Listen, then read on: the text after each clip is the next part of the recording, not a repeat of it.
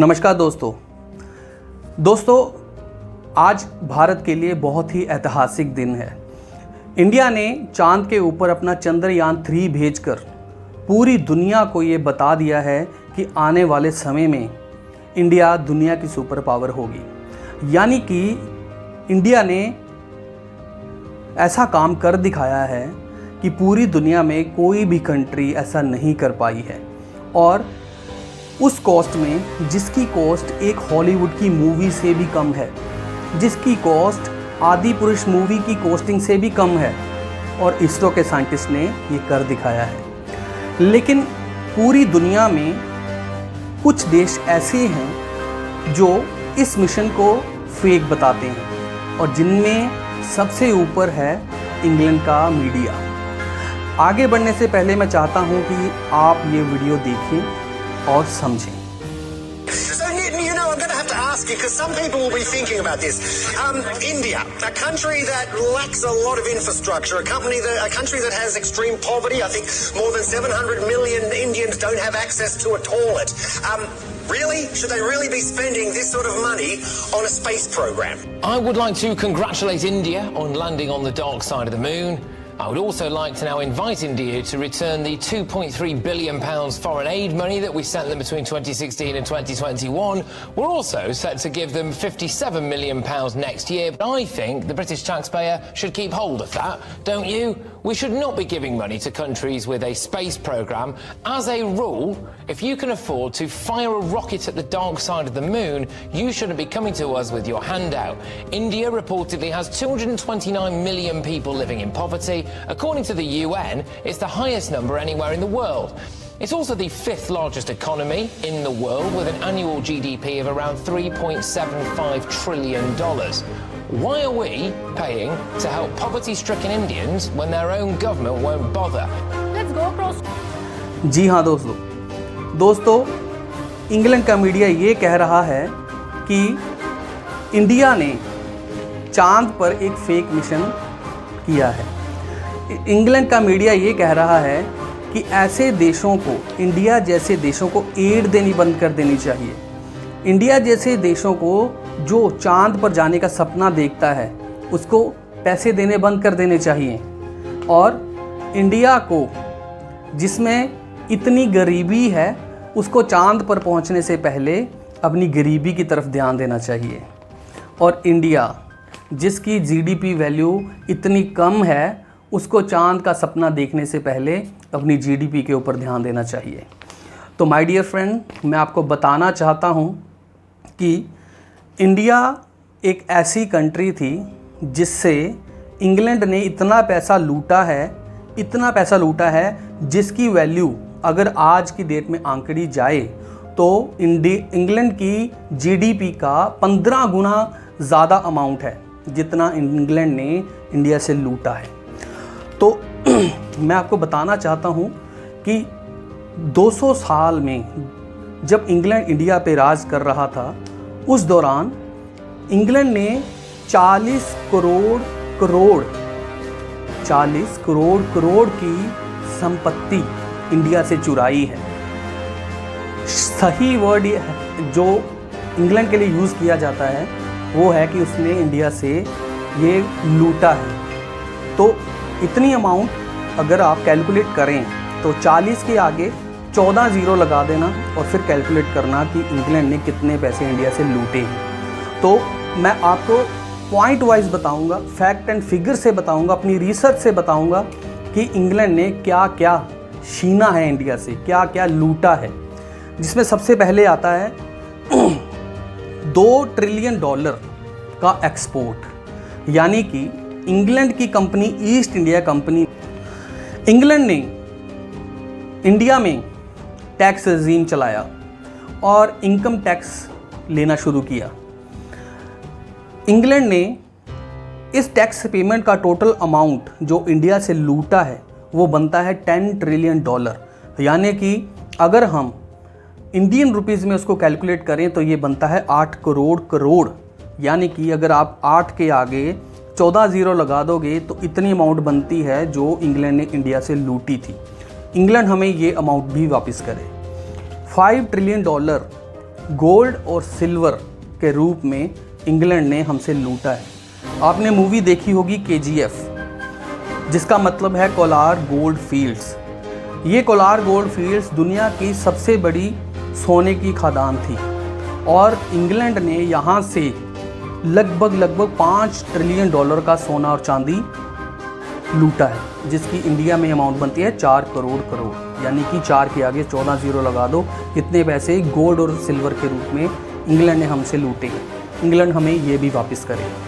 Wars and settlements, यानी कि England की जितनी भी वॉर्स हुई हैं अलग अलग कंट्रीज़ के साथ, इंग्लैंड की जो इंग्लैंड में हुई थी उसकी सेटलमेंट और पेमेंट अमाउंट जो है 2 ट्रिलियन डॉलर की थी, यानी कि 2 करोड़ इतने पैसे वॉर और सेटलमेंट में खर्च किए और ये सारे पैसे इंडिया से लूटे गए। इंग्लैंड हमें ये भी वापस करे। कोहिनूर, इसको कैसे बोल सकते हैं, कोहिनूर हीरा। दोस्तों, हर एक बच्चे को पता है कि इंडिया से कोहिनूर हीरा इंग्लैंड ने चुराया था, जिसकी कीमत आज की डेट में 41,000 करोड़ रुपए है और अपने म्यूज़ियम में इसको वहाँ पे लगाया हुआ है, एग्जीबिशन में लगाया हुआ है। और जब भी कोई इंडियन उस हीरे को देखने जाता है या कोई भी कंट्री का आदमी या औरत वहाँ पे देखने जाता है तो सबसे पहले वो इंडिया की बुराई करते हैं और मनगढ़ंत कहानियाँ बनाकर ये बताते हैं कि किस तरह से इंडिया से उन्होंने ये कोहिनूर खरीदा और उसके बाद वो उसको देखने देते हैं। ये ट्रेजेडी है हमारे देश की। इंग्लैंड हमें वो भी वापस करे। The ring of Tipu Sultan. Tipu Sultan एक बहुत ही नायाब रिंग पहनते थे जिसके ऊपर राम लिखा हुआ था। दुनिया में सबसे पहली अंगूठी बनी थी जिसके ऊपर इंग्रेविंग हुई थी और सबसे पहला नाम जो था वो राम लिखा हुआ था। उसकी आज की डेट में कीमत 1,000 करोड़ बनती है। इंग्लैंड हमें वो भी वापस करे। The wine cup of Shahjahan.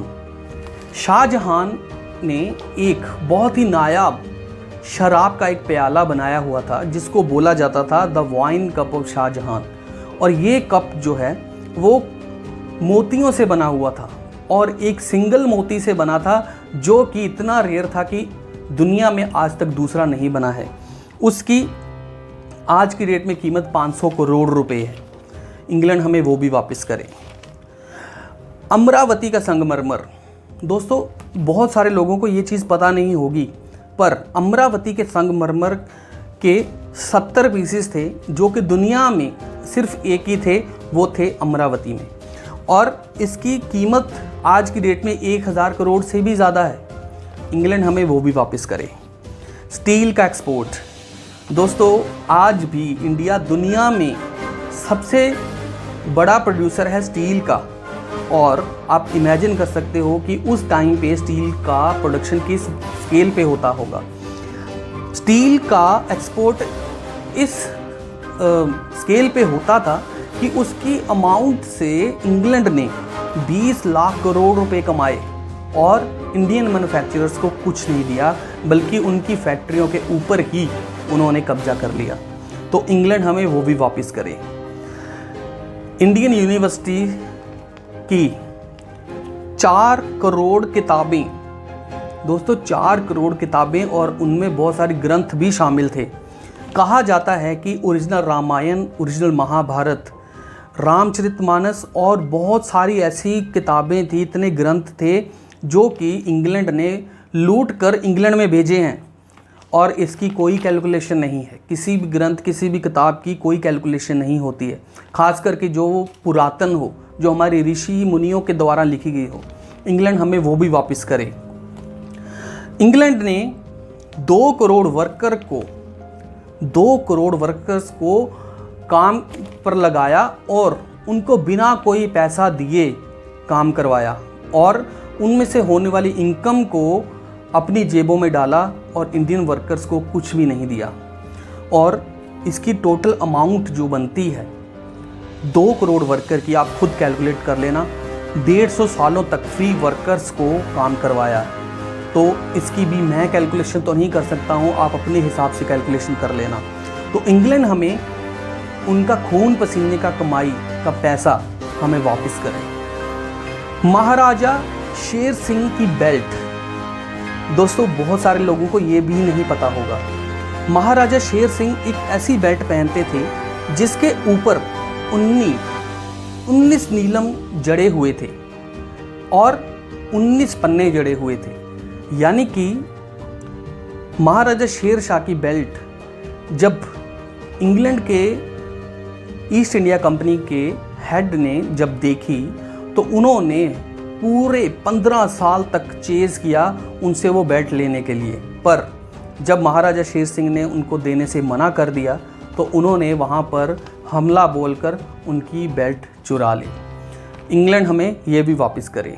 और हाँ, इसकी अमाउंट जो आज की डेट में बनती है वो बनती है 95 करोड़, 100 करोड़ से 5 करोड़ कम, इतनी अमाउंट इंग्लैंड हमें वापस करे।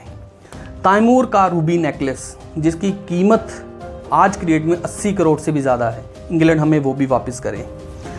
देश के राजाओं से टैक्स वसूलने का ऐसा तरीका इंग्लैंड वालों ने निकाला था जो कि आखिर तक चलता रहा। इंग्लैंड ने इंडिया के 240 राजाओं से हर महीने 2 करोड़ का टैक्स वसूलना शुरू किया और इसकी टोटल अमाउंट जो थी 1440 करोड़ बनी। जितना टैक्स उन्होंने उनसे कलेक्ट किया है, सिर्फ महाराजा की गद्दी पर बैठने का टैक्स 1440 करोड़, इंग्लैंड हमें वो भी वापस करे। इंडिया का गुड्स का एक्सपोर्ट, यानी कि इंडिया से जितनी भी चीज़ें एक्सपोर्ट होती थी जिनमें कारीगरी, आर्टिसंस और क्राफ्टमैनशिप के प्रोडक्ट शामिल थे, यानी कि सिलाई कढ़ाई का नायाब काम जो कि दुनिया में सिर्फ भारत में होता था, उसको दूसरी दुनिया में एक्सपोर्ट करके 3200 करोड़ रुपए का पैसा अपनी जेब में डाला। इंग्लैंड हमें वो भी वापस करे। इंग्लैंड ने हमारे चावल गेहूं तक को नहीं छोड़ा। इंग्लैंड ने अपने रजीम में 2 करोड़ गेहूं की बोरियां, क्विंटल्स अपने देश में एक्सपोर्ट की, यानी कि लूट कर लेके गए। 2 करोड़ चावल की बोरियां, 1 करोड़ मसाले की बोरियां और 90 करोड़ दालों की बोरियां इंग्लैंड में हर साल एक्सपोर्ट की। और कितने साल वो रहे हैं वो आप अंदाज़ा लगा सकते हो इसको कैलकुलेट करके। इंडिया से जानवर तक भी नहीं छोड़े। 2 लाख चीते, 50 लाख बंगाल टाइगर्स, 1 लाख मोर, 50 लाख हिरन और 20,000 गैंडे इंडिया से लूट कर इंग्लैंड में लेके गए। इंग्लैंड हमें ये भी वापस करे। आखिर में ये कहना चाहूँगा, जो लूट वर्ड है वो भी इंग्लैंड ने इंडिया से ही चुराया है। इंग्लिश डिक्शनरी में लूट वर्ड सर्च करेंगे तो उसमें लिखा आएगा जो भी चीज़ बिना किसी की सहमति से और उनकी गैर हाजिरी में ली जाए, छीनी जाए, उसको लूट कहा जाता है। दोस्तों ये इंडिया का ही वर्ड है, उन्होंने इस वर्ड को भी चुरा लिया। इंग्लैंड हमें ये भी वापस करे। तो दोस्तों ये कुछ ऐसी चीज़ें थी जिनके बारे में बहुत सारी रिसर्च करने के बाद पता चला है, पर बहुत सारी ऐसी चीज़ें हैं जिनके बारे में आज तक पता नहीं चला है, जिसमें बहुत सारी ज़मीन है और हमारे आर्मी पर्सनल्स की चीज़ें थी और बहुत सारी ऐसी चीज़ें थी जिनके बारे में कहीं पर नहीं लिखा गया है, बस मिथ हैं, लोग बताते हैं। बट इसका टोटल अमाउंट जो है वो 40 करोड़ रुपए बनता है। इंग्लैंड हमें ये भी वापस करे और आज के बाद इंग्लैंड का मीडिया ऐसी बातें करना बंद कर दे कि इंडिया को एड देने की ज़रूरत नहीं है या इंडिया को एड देनी बंद कर देनी चाहिए। अरे भाई साहब, इंडिया एक ऐसा कंट्री है जो पूरी दुनिया को खरीद लेगा एक दिन, जो कि आज ये साबित भी हो गया है, क्योंकि जिस स्पेस प्रोग्राम के लिए सारी कंट्रीज़ एडी चोटी का जोर लगा रही हैं, उन कंट्री से ये हो नहीं पाया है और इंडिया ने 3rd अटेम्प्ट में ही इसको कर दिया है, यानी कि साउथ पोल में 1st अटेम्प्ट में ही कर दिया है।